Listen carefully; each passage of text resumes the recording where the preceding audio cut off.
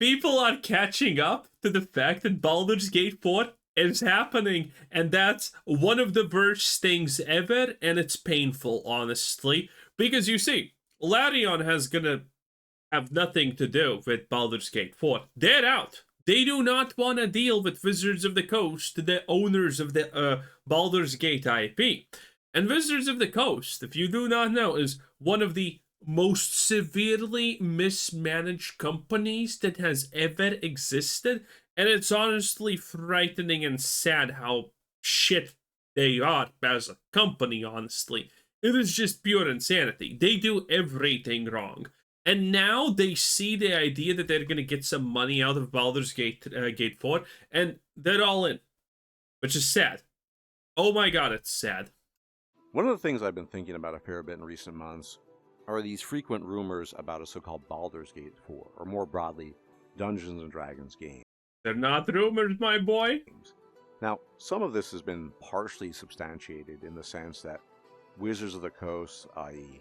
Hasbro, has stated that they want to support studios who are going to make more games in, say, the Forgotten Realms or the D&D universe. But broadly speaking, they're saying this after the success of Baldur's Gate 3 by Larian, and you need to understand, Wizards of the Coast is a super fucking woke company that doesn't understand anything that they are doing. It's honestly a miracle that they have not shut down yet. We have no idea whether or not Baldur's Gate 4 is in production, and even the name Baldur's Gate 4 is a placeholder more than it is anything else. So with all that said, I want to talk about whether or not we even need a Baldur's Gate 4 or more content from the Dungeons & Dragons universe, because it's complicated. Now, first off, what's the problem with making a game simply called Baldur's Gate 4? It really gets to the heart of the matter. People en masse, the majority of people, and at this stage I think Baldur's Gate 3 has sold over 15 million copies, most people like or love Baldur's Gate 3, not because it's Dungeons & Dragons, not because it takes place in the Forgotten Realms, and certainly... Exactly. Most people literally could not give a less of a shit. And why the hell can I find a decent... why can't Google find the actual stock... the stock tracker for Hasbro? Wizards of the... Oh, because I wrote in Wizards of the Coast.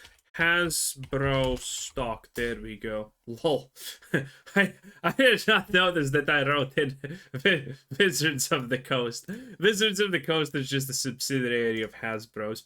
Okay, so here's the Hasbro stock. It's 1% up today, which seems probably very great, but then you look at the fact that they are still 30% down in the last 5 years. At least the max is kind of good. I don't even know what happened here that they had a lot.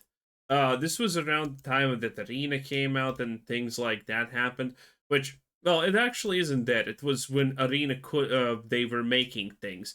But now it's just so bad. It's just so unbelievably bad. Okay, they got out of this, but let me tell you, let me look at let me look at my stock portfolio and tell you how Wizards of the Coast are fucking doing for me with that Hasbro's bullshit. Okay, let's see. I am currently Hasbro minus 13.76%. Yeah. Well, to be fair, and I mean, how long have I owned this stock for? Let me tell you. I first bought it in 2020. Yeah, that's... Thankfully, I did not buy a lot there, but that was the drop. Okay? Hasbro is one of the most mismanaged, shittiest companies ever. Their CEO is literally out there constantly complaining that people don't recognize him at cocktail parties, and he's not big in a big deal. He wants to be fucking Bezos or something. Not even, by the way, kidding about that. These people in charge are insane. Wizards of the Coast previously put a lady, I guess, who was in charge of Marlboro, the cigarette company of Wizards of the Coast. It's just fucking stupid. Or was she the CEO of... I don't know. I don't even remember. It's like one retarded decision after the next. And Wizards of the Coast, that retarded company, is now going to make Baldur's Gate 3. The only good thing is the fact that... I covered this previously. when it looked like that Baldur's Gate 4 is going to be made by the same trans moron that made Dragon Age the Veil God. Yeah?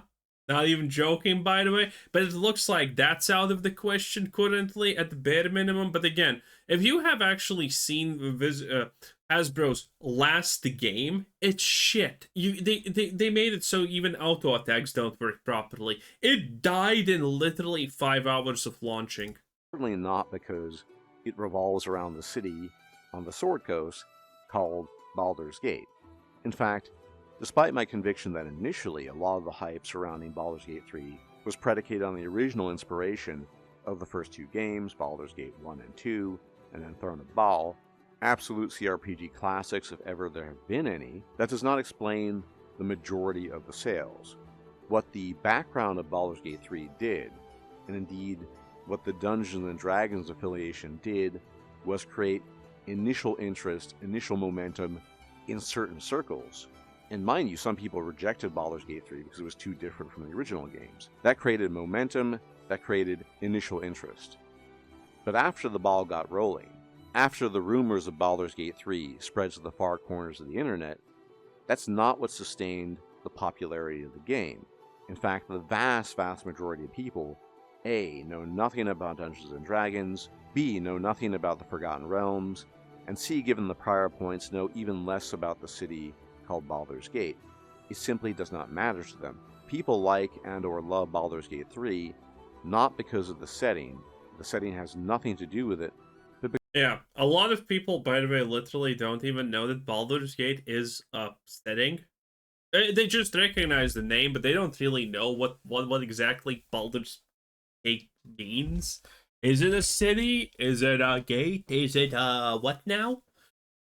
It's true. No one cares about Baldur's Gate 3 because it's like an IP, a standard IP. No one cares. You know, tell that to the billion Marvel games that died, and then people said, oh, Marvel Rivals is only popular because it's a Marvel IP. Yeah, say that to the previous 10 games that Marvel tried to make that died with their IP. because of how the game was made. It has mass appeal to many people because of its cinematic soap opera style. That is a huge contributing factor. I don't care what people say. That might be the biggest factor. It has many different opportunities to play in many different ways in terms of building class and approaching combat. It has a lot of classic tropes that appeal to human psychology, and perhaps most importantly, it has tons and tons and tons of reactivity, possibly more than any CRPG to date. And all those elements can absolutely exist without being in the Dungeons & Dragons universe, without being in the Forgotten Realms, and without being in Baldur's Gate. So we need to get that out of the way. People are not invested in Baldur's Gate 3 because it's Baldur's Gate, because it's Faerun. I'm actually surprised that there are still so many people with these kinds of opinions, honestly, because haven't we seen enough to know that a popular name means literally nothing nowadays? The US election where, what's her face, got Beyonce, Taylor Swift, and all of that to say vote for me didn't mean shit. You know, that was a huge one. I think that was a major eye opener that, well, celebrities don't really hold any power over people anymore. And the same as for recognizable names. Like, yeah, I have heard about Baldur's Gate. If you make a shit fake game with that name, doesn't mean that I'm gonna love it. I'm not gonna even buy it, probably. Okay, and it's so strange that people still even put power on names and brands. Or because of Dungeons & Dragons. And I can assure you of this because I basically run the test. One of the big inflection points in my channel was in the lead up to Baldur's Gate 3. I covered a metric ton of the lore, mostly for lay people, but it was an interest people had because of the game. They wanted to understand the politics, the history, the setting of the game to some degree. But after the game came out, people rapidly lost interest in the lore of the Forgotten Realms, in the lore of D&D, because I could tell that Baldur's Gate 3 had sort of begun to exist in a self-contained space, largely independent from the Dungeons & Dragons roots, even if, obviously, D&D is an essential component of the game. Most people have come to love the game and appreciate it, don't care about D&D. They care primarily about the aforementioned points that I had raised. So if indeed Wizards of the Coast is heavily invested in this idea of making a Baldur's Gate 4, or really any other product in the Dungeons & Dragons universe, I think the motivation behind it has to be the correct motivation. Because again, slapping a name onto the product called Baldur's Gate 4 is not going to incentivize people anymore. Because Baldur's Gate 3 exists unto itself. Baldur's Gate 3 is self-contained, with or without the Dungeons & Dragons universe to back it up. So whatever Hasbro and or Wizards of the Coast is thinking, they have to be smart enough to recognize that no, D&D by itself is not going to be a major selling point. Now, mind you, it might be for some people, a minority. The thing is, people are going to buy Baldur's Gate 4 now. A lot of people are going to be smart enough to know that Baldur's Gate 4 is not going to be made by Larian, that Larian was the reason why Baldur's Gate was successful, but it's still going to sell copies. The name recognition is there, and some people are going to be like, "Oh, that thing! I kind of like that. I'm gonna buy this now because it has a good reputation. So now this has power because it's a good thing, not because it's a bad thing. Bad things don't have power in their names. Good things nowadays do, though." And it's going to be a disaster. You know why it's going to be a disaster? Because Wizards of the Coast, aka Hasbro, they are really, really, really struggling currently to find any even possible. And they are looking at Baldur's Gate 4, making 100% of the profits, making 100% of the everything. They can finally inject their shitty woke politics inside of it. They are going to put a lot of money in developing Baldur's Gate 4. And we all know that's not going to make even a iota of anything back, okay? It's going to... Baldur's Gate 4, when it releases, and it's going to be years from now, okay? We're like 4 minimum years away from this. Reality, probably 6-7 years until this gets released, if nothing drastic happens. At that time frame, Baldur's Gate 4 is going to be probably a 700 million disaster. I'm not kidding, by the way. Again, the expenses are currently just projected to go up. There is currently nothing that really makes me think, except civilizational collapse, that they're gonna go down. And, with the rate that the games are getting more expensive, they're gonna go up, right? And they're gonna put all the money they can, because Baldur's Gate 3, how much money did they make? They made how many tens of millions of copies did they sell after they got the Xbox? They fucking made a killing, okay? And Hasbro wants to repeat that, obviously, so it's gonna be bad. People, and I would include myself in that minority. I have decades and decades of D&D behind me. I know the ins and outs. I really enjoy the setting overall. And so the idea of more games set in some sort of D&D universe, even if it's the Forgotten Realms, which in many ways can be pretty lackluster, I have to admit, I personally might be interested in that, but I'm almost certainly a minority in this respect, which leads us to the next point. As I've said so many times, people make games, studios are composed of people, and whatever you think of Baldur's Gate 3, it is a wildly popular game.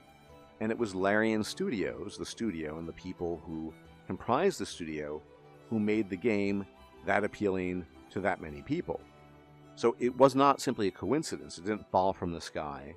And so if Wizards of the Coast wants to make a game in a similar vein, they would literally have to sort of attempt to copy the formula of Larian.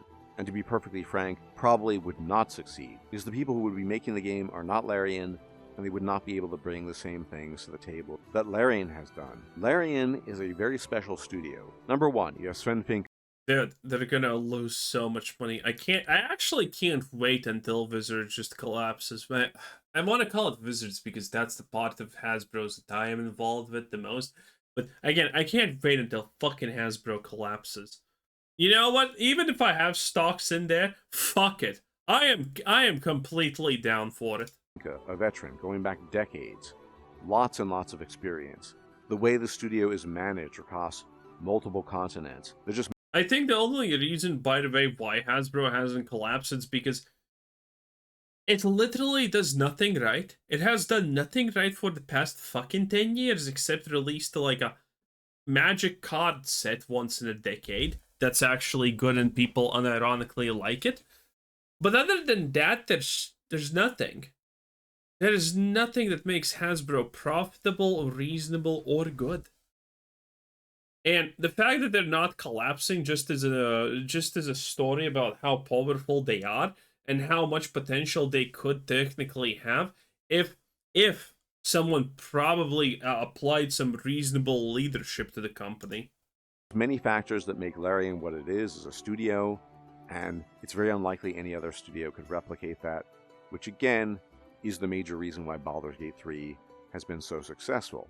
In fact, many of us are waiting on patch 8 because we're going to do another run of the game after that's released. People are still interested in the game even after close to 2 years of release. And I just don't think that most people can replicate what Larian has done, be it in the Forgotten Realms or not, be it D&D or not. So Wizards of the Coast, Hasbro has to think about this. They can't be stupid. I know they're greedy, I know they're motivated by other factors, but hopefully they're not totally stupid about this. I mean, they are totally stupid about this. That's what makes it hilarious. And that leads me to my final point. In terms of the studio, who would you pick? And we have abundant evidence at this stage that Wizards of the Coast and the products that they endorse tend to be filled with, how should we put it, modern politics, the kind of things that tend to detract from games, and it's very unlikely that any studio they hire is going to be able to make a game free from the usual modern political entanglements that so characterize most RPGs these days. Baldur's Gate 3 and Larian themselves straddled the line very, very carefully, and in many ways it was a close call. But you simply cannot expect that anything that's greenlit by Wizards of the Coast is not going to have the usual modern junk simply inserted into the game as if it were an axiomatic part of producing and making a game. There will definitely be that, and so in addition to just flat out worse quality than whatever Larian has put out there, it's very likely that there will be other factors affecting the overall quality, i.e. the modern junk, which almost never add anything to a game, and usually, in most cases, take away from the quality of a game. And so, we're left in this situation where I'm just not very confident that any game with a D&D affiliation, greenlit by Wizards of the Coast or Hasbro, is going to be even remotely good despite my interest in D&D. As many of you have caught wind of or know, Wizards of the Coast had recently released their new handbook for D&D, and they have... Oh god, I know about that. I'm not covering it, but the D&D stuff is just nosediving into oblivion. Orcs are now Mexicans, Mexicans are now blacks, blacks are now... I don't even know what they're supposed to be. This is your trigger warning in D&D. No, literally, if you're triggered, you're supposed to do something like this or this. I don't remember. It's like a fucking X symbol. Exhibit, please sue. Please sue. Anyway, it's like, it's fucked. Like, and that completely destroys the future prospects of D&D because people always gravitate towards the newest things. There is a point in time where too old is a legitimate thing, and people who are interested in the concepts like D&D are gonna be like, "Hey, I want to try this," and then you get the news. Yeah, you need to look into 30 years old things because the new stuff is shit. They're just gonna say, "Yeah, no, thank you. I'm good. I'm fine." And they're just gonna bugger off because no one wants to deal with that crap. And, I mean, Jesus. They're so fucked. sanitized it. They have stripped D&D of many core elements for the sake of political messaging. Oh, no. This is not sanitization. This is literally pure, full-blown wolfification. And this sort of political architecting would almost certainly make it into any video game that they support or publish. And so I'm pretty black-pilled on anything set in the D&D universe these days, be it pen and paper, or for that matter, a video game. I just don't think, for the reasons I've mentioned prior, that anything remotely good could be made, and we especially don't need a Baldur's Gate 4. For the love of the gods, if you are going to make a game set in D&D, set in the Forgotten Realms, it is a massive continent. You could explore the Moonsea, you could explore the Far East, Thay, you could explore the North, Icewind Dale, you could explore the South, Kalasham or Chult. There are many, many places you could explore apart. It doesn't matter what they pick. As long as Wizards is unironically making it, it's cooked anyway. Anyway, that was Spell and Shield. Spell and Shield, 10 out of 10. Bye.